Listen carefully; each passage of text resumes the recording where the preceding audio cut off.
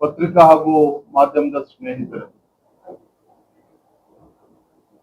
ಈ ನಾಡು ಕಂಡಂತ ಅಪ್ರತಿಮ ಹೋರಾಟಗಾರ, ರೈತ ನಾಯಕ, ಮಾಜಿ ಮುಖ್ಯಮಂತ್ರಿಗಳು ಸನ್ಮಾನ್ಯ BS ಯಡಿಯೂರಪ್ಪನವರ ರಾಜಕೀಯ ಪಯಣ 50 ವರ್ಷಗಳನ್ನ ಪೂರೈಸಿರ್ತಕ್ಕಂತ ಶುಭ ಗಳಿಗೆನಲ್ಲಿ ಸನ್ಮಾನ್ಯ ಯಡಿಯೂರಪ್ಪನವರಿಗೆ ಅಭಿನಂದಿಸಬೇಕು. ಆ ಹೋರಾಟಗಾರರ ಎಲ್ಲರೂ ಕೂಡ ಮನಪೂರ್ವಕ ನಾವು ಅಭಿನಂದಿಸಬೇಕು ಅಂತ ಹೇಳಿ ಎಲ್ಲ ಹಿರಿಯರು, ಗುರುಗಳು ಎಲ್ಲ ಕೂತು ನಿಶ್ಚಯ ಮಾಡಿದಂತ ಸಂದರ್ಭದಲ್ಲಿ ಮೇ 9ನೇ ತಾರೀಕು ಈಗಾಗಲೇ ನಿಶ್ಚಯ ಆಗಿರುವಂತಹ ಮೇ 9ನೇ ತಾರೀಕು ಚಿತ್ರದುರ್ಗ ನಗರದಲ್ಲಿ ಮುರುಘಾ ಮಠ ಪಕ್ಕದಲ್ಲಿರ್ತಕ್ಕಂಥ ಮೈದಾನದಲ್ಲಿ ಯಡಿಯೂರಪ್ಪನವರ BS ಯಡಿಯೂರಪ್ಪನವರ ಅಭಿಮಾನೋತ್ಸವವನ್ನ ಆಯೋಜನೆ ಮಾಡಿದ್ದೇವೆ. ಉಕ್ಕಿನ ಮನುಷ್ಯ ಎಂದೇ ಖ್ಯಾತಿಯಾಗಿರುವಂತಹ ನಮ್ಮ ಗೃಹ ಸಚಿವರಾಗಿರುವಂತಹ ಅಮಿತ್ ಶಾ ಜಿ ಅವರ ಆ ಕಾರ್ಯಕ್ರಮಕ್ಕೆ ಬರ್ತಾ ಇದ್ದಾರೆ. ನಾಡಿನ ಎಲ್ಲ ಜಗದ್ಗುರುಗಳು, ಹರಗುರು ಚರಮೂರ್ತಿಗಳು ಆ ಒಂದು ವೇದಿಕೆಯಲ್ಲಿ ಇರ್ತಾರೆ. ರಾಜ್ಯದ ಮೂಲೆ ಮೂಲೆಗಳಿಂದ ಸುಮಾರು 8 ರಿಂದ 10 ಲಕ್ಷ ಅಭಿಮಾನಿಗಳು ಆ ಕಾರ್ಯಕ್ರಮಕ್ಕೆ, ಅಭಿಮಾನೋತ್ಸವಕ್ಕೆ ಬರ್ತಾ ಇದ್ದಾರೆ. ಕಾರ್ಯಕ್ರಮದ ಹಿಂದಿನ ದಿನ ಅಂದ್ರೆ 8ನೇ ತಾರೀಕು ಸಂಜೆ ಪುರ ಪ್ರವೇಶವನ್ನ ಸನ್ಮಾನ್ಯ BS ಯಡಿಯೂರಪ್ಪ ಅವರು ಮಾಡೋರಿದ್ದಾರೆ. ಸಂಜೆ ರಾಜ್ಯದ ಮೂಲೆ ಮೂಲೆಗಳಿಂದ ಬರ್ತಾ ಇದ್ದಾರೆ. ಟ್ಯಾಬ್ಲೋಗಳು ಎಲ್ಲವೂ ಕೂಡ ಅಂದ್ರೆ ಒಂದು ಅರ್ಥಪೂರ್ಣವಾಗಿ ಅದ್ದೂರಿಯಾಗಿ ಒಂದು ಪುರ ಪ್ರವೇಶವೂ ಕೂಡ 8ನೇ ತಾರೀಕು ಸಂಜೆ ಆಗ್ತದೆ. 9ನೇ ತಾರೀಕಿನ ಕಾರ್ಯಕ್ರಮ ನನಗನ್ಸಿದಾಗೆ ಬಹಳ ಅಪರೂಪವಾಗಿರ್ತಕ್ಕಂಥ ಕಾರ್ಯಕ್ರಮ. ಸಮಾಜದ ವಿವಿಧ ಸಮಾಜದ ಗಣ್ಯರು ಕೂಡ ಆಗಮಿಸ್ತಾ ಇದ್ದಾರೆ.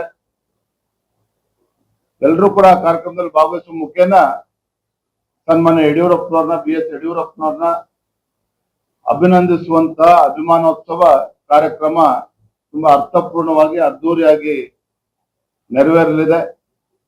ಬೆಳಗ್ಗೆ 11:11ವರೆಗೆ ವೇದಿಕೆ ಕಾರ್ಯಕ್ರಮ ಪ್ರಾರಂಭ ಆಗ್ತದೆ. ಮಾನ್ಯ ಗೃಹ ಸಚಿವರು ಅಮಿತ್ ಶಾ ಜಿ ಅವರು ಸುಮಾರು 11:30 ವೇದಿಕೆಗೆ ಬರ್ತಾರೆ. 1.5 ಗಂಟೆ ತನಕ ಅವ್ರು ಇರ್ತಾರೆ. ಬಹುಶಃ 2:02ವರೆಗೆ ನಮ್ಮ ಕಾರ್ಯಕ್ರಮ ಪೂರ್ಣ ಆಗ್ತದೆ. ಈಗಾಗಲೇ ನಿಗದಿ ಆದಂತೆ ನಾವು ನೋಡ್ತಾ ಇದ್ವಿ, ಎಲ್ಲಾ ಜಿಲ್ಲೆಗಳು, ಪ್ರತಿಯೊಂದು ಜಿಲ್ಲೆಯಲ್ಲೂ ಪ್ರತಿಯೊಂದು ತಾಲೂಕಿನಿಂದನೂ ಕೂಡ ಜನ ಬರೋರಿದ್ದಾರೆ. ನಾವ್ ಯಾರನ್ನೇ ಸಂಪರ್ಕ ಮಾಡಿದ್ರು ಸಹ ಇಲ್ಲ ನಾವು ಹೆಚ್ಚಿನ ಸಂಖ್ಯೆಯಲ್ಲಿ ಬರ್ತೇವೆ ಅಂತೇಳಿ ಎಲ್ಲರೂ ಕೂಡ ಮಾತನಾಡ್ತಾ ಇದ್ದಾರೆ. ಈ ಒಂದು ಕಾರ್ಯಕ್ರಮದ ಅಧ್ಯಕ್ಷರಾಗಿರುವಂತಹ ಮಾನ್ಯ ಶ್ರೀ ಪ್ರಭಾಕರ್ ಕೋರೆಜಿ ಅವರು, ಗೌರವಾಧ್ಯಕ್ಷರಾಗಿರುವಂತಹ ಗೋವಿಂದ್ ಕಾರಜೋಳ್ ಜಿ ಅವರು, ನಮ್ಮ ಶ್ರೀರಾಮುಲು ಜಿ ಅವರು, ಅದೇ ರೀತಿ ನಮ್ಮ ಕೋಟಾ ಶ್ರೀನಿವಾಸ್ ಪೂಜಾರಿ ಅವರು ಎಲ್ಲರೂ ಕೂಡ ಇದೊಂದು ಕಾರ್ಯಕ್ರಮವನ್ನ ನೇತೃತ್ವವನ್ನು ವಹಿಸಿದ್ದಾರೆ.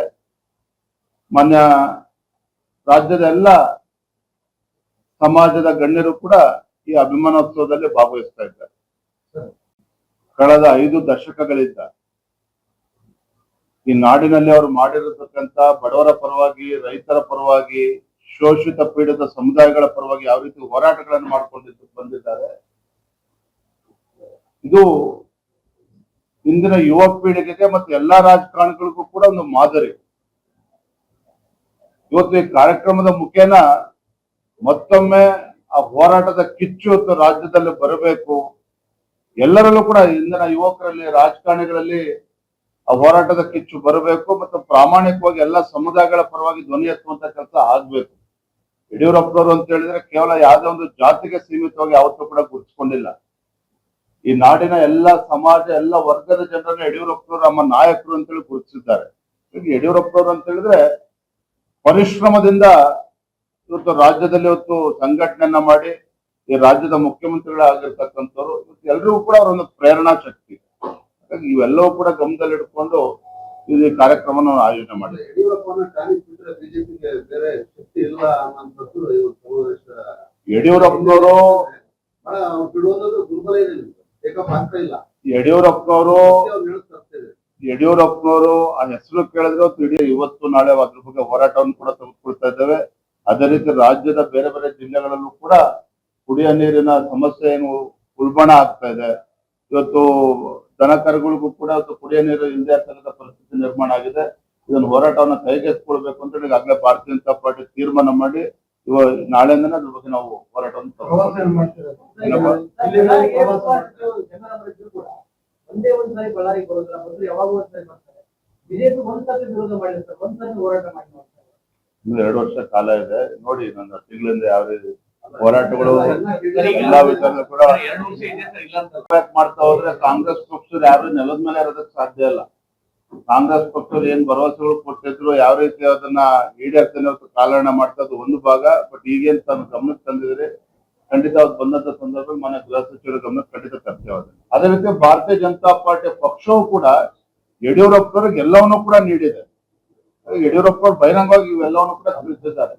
ಪಕ್ಷದಿಂದ ಯಡಿಯೂರಪ್ಪ ಯಾವತ್ತೂ ಕೂಡ ಅನ್ಯಾಯ ಆಗಿಲ್ಲ. ಹಾಗಾಗಿ ಯಡಿಯೂರಪ್ಪನವರು ಅವ್ರದೇ ಆದಂತ ಕೊಡುಗೆಯನ್ನು ಪಕ್ಷಕ್ಕೆ ನೀಡಿದ್ದಾರೆ. ಏನಣ್ಣ ನೋಡಿ, ಯಡಿಯೂರಪ್ಪನವ್ರನ್ನ ಸೈಡ್ ಲೈನ್ ಮಾಡೋ ಪ್ರಶ್ನೆ ಬರೋದಿಲ್ಲ. ಯಡಿಯೂರಪ್ಪ ಪಕ್ಷ ಯಾವತ್ತು ಏನ್ ಬೇಕಾದ್ರೂ ನಿರ್ಧಾರವನ್ನ ಮಾಡಬಹುದು. ಈಗಾಗಲೇ ನನ್ನ ರಾಜ್ಯದ ಅಧ್ಯಕ್ಷನಾಗಿ ಮಾಡಿದ್ದಾರೆ. ನಾನು ರಾಜ್ಯದಿಂದ ಪ್ರವಾಸ ಮಾಡಿ ಸಂಘಟನೆ ಕೆಲಸನ ಮಾಡ್ತಾ ಇದ್ದೇವೆ. ಯಾವುದೇನು ಶಾಶ್ವತ ಏನಲ್ಲ. ಒಂದೊಂದು ರಾಷ್ಟ್ರೀಯ ಪಕ್ಷ ತೀರ್ಮಾನ ಮಾಡ್ತದೆ, ನಾವು ಬದಲಾಗಿರ್ಬೇಕಾಗ್ತದೆ. ಪಕ್ಷದಲ್ಲಿ ಕಾಂಗ್ರೆಸ್ ಪಕ್ಷದಲ್ಲಿ ದೆಹಲಿ ಯಾತ್ರೆ ಯಾವ ರೀತಿ ನಡೀತಾ ಇದೆ ತಾವು ನೋಡ್ತಾ ಇದ್ದೀವಿ. ಡಿ.ಕೆ. ಶಿವಕುಮಾರ್ ಅವರ ತಂಡ ಕರ್ಕೊಂಡು ದೆಹಲಿ ಯಾತ್ರೆ ಮಾಡ್ಕೊಂಡ್ ಬರ್ತಾರೆ. ಅವ್ರು ಬರ್ತಿದ್ದಂಗೆ ಸಿದ್ದರಾಮಯ್ಯನವರ ಬೆಂಬಲಿಗರು ಅವರು ಕೂಡ ದೆಹಲಿಗೆ ದೌಡಾಯಿಸ್ತಾ ಇರ್ತಕ್ಕಂಥದ್ದು ಕೂಡ ನೋಡ್ತಾ ಇದ್ದೀರಿ. 4ನೇ ತಾರೀಕಿನ ಫಲಿತಾಂಶ ಎಲ್ಲರೂ ಕೂಡ ಎದುರು ನೋಡ್ತಾ ಇದ್ದಾರೆ. ನಮ್ಗಂತೂ ಸಂಪೂರ್ಣ ವಿಶ್ವಾಸ ಇದೆ. ಬಾಗಲಕೋಟೆನಲ್ಲಿ ಮತ್ತೊಮ್ಮೆ ಭಾರತೀಯ ಜನತಾ ಪಾರ್ಟಿ ಕಮಲದು ಹರಡುತ್ತದೆ. ದಾವಣಗೆರೆ ದಕ್ಷಿಣ ವಿಧಾನಸಭಾ ಕ್ಷೇತ್ರದಲ್ಲಿ ಮೊದಲ ಬಾರಿಗೆ ಕಮಲದು ಹರಳುವ ಮುಖೇನ ಒಂದು ಐತಿಹಾಸಿಕ ಗೆಲುವು ಭಾರತೀಯ ಜನತಾ ಪಾರ್ಟಿ ಆಗ್ತದೆ. ನಮ್ಗೆ ಸಂಪೂರ್ಣ ವಿಶ್ವಾಸ ಇದೆ. ಬಹುಶಃ ಫಲಿತಾಂಶ ಬಂದ ನಂತರದಲ್ಲಿ ಆಡಳಿತ ಪಕ್ಷದಲ್ಲಿ ಕಾಂಗ್ರೆಸ್ ಪಕ್ಷದಲ್ಲಿ ಇವತ್ತು ಅಲ್ಲೋಲ ಕಲ್ಲೋಲ ಆಗ್ತದೆ. ಇದು ಆಡಳಿತ ಪಕ್ಷದಲ್ಲೇ ಮಾತಾಡ್ತಾ ಇದೆ. ಥ್ಯಾಂಕ್ ಯು, ಧನ್ಯವಾದ. ನೋಡ್ರಿ, ನಿಮಗೆ ಅಂದಾಜು ಇದೆಯೋ ಇಲ್ಲೋ, ಬೆಂಗಳೂರಿಂದ ಮೈಸೂರಿಗೆ ಕಾಂಗ್ರೆಸ್ ಸರ್ಕಾರದ ಭ್ರಷ್ಟಾಚಾರವನ್ನು ಎತ್ಕೊಂಡು ಹೋರಾಟವನ್ನು ಮಾಡಿದ್ದಾರೆ ವಾಲ್ಮೀಕಿ ಸಮುದಾಯ. ಹೋರಾಟಗಳು ಮಾಡ್ತಾ ಇದ್ದಾರೆ. ಇನ್ನೂ ಕೂಡ ಸಕ್ರಿಯ ಆಗ್ಬೇಕು. ಅದನ್ನ ನಾವು ಚರ್ಚೆ ಮಾಡಿದ್ದೇವೆ. ಮಾಡ್ತಾ ಬಿಡೋಣ. ಥ್ಯಾಂಕ್ ಯು, ಧನ್ಯವಾದ.